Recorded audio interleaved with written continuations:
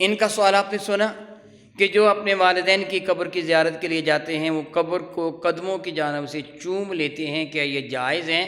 بعض علماء نے، جس طرح امام باقی رحمۃ اللہ تعالی علیہ، انہوں نے اس چیز کی اجازت دی ہے۔ علامہ الشیخ عبدالحق محدث دہلوی رحمۃ اللہ تعالی نے مدارج النبوہ کی پہلی جلد میں اس پر کافی بحث فرمائی ہے، اور انہوں نے یہ فرمایا ہے کہ احتیاط یہ ہے کہ نہ چوما جائے، احتیاط یہ ہے کہ نہ چوما جائے۔ علماء کے لیے بالخصوص انہوں نے فرمایا کہ علماء اس چیز کی زیادہ احتیاط کریں، کیونکہ علماء اگر چومیں گے تو جہلاء سمجھیں گے سجدہ کر رہا ہے، پھر آہستہ آہستہ قبروں کو سجدہ کرنا شروع کر دیں گے لوگ، یعنی چومنے سے ایک قدم مزید آگے بڑھ جائیں گے۔ اس لیے بہتر ہوگا کہ نہ چوما جائے۔ البتہ امام باقی فرماتے چوم لے تو حرج نہیں ہے، بلکہ وہ فرماتے ثواب ہے۔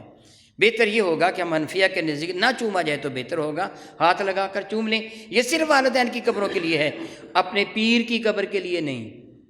میری بات کی سمجھ آپ کو آ گئی ہے؟ پیر کی قبر کو نہیں چوما جائے گا، صرف والدین کے لیے ہے کہ والدین کی قبر کو چومنے کی بعض علماء نے اجازت دی ہے۔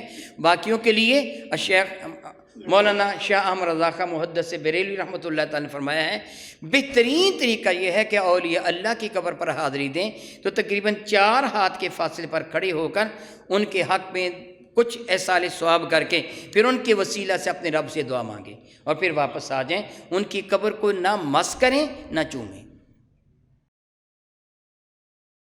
مزید ویڈیوز اور اپڈیٹس کے لیے ہمارا یوٹیوب چینل 787 STV سبسکرائب کریں اور بیل آئیکن پر بھی کلک کریں۔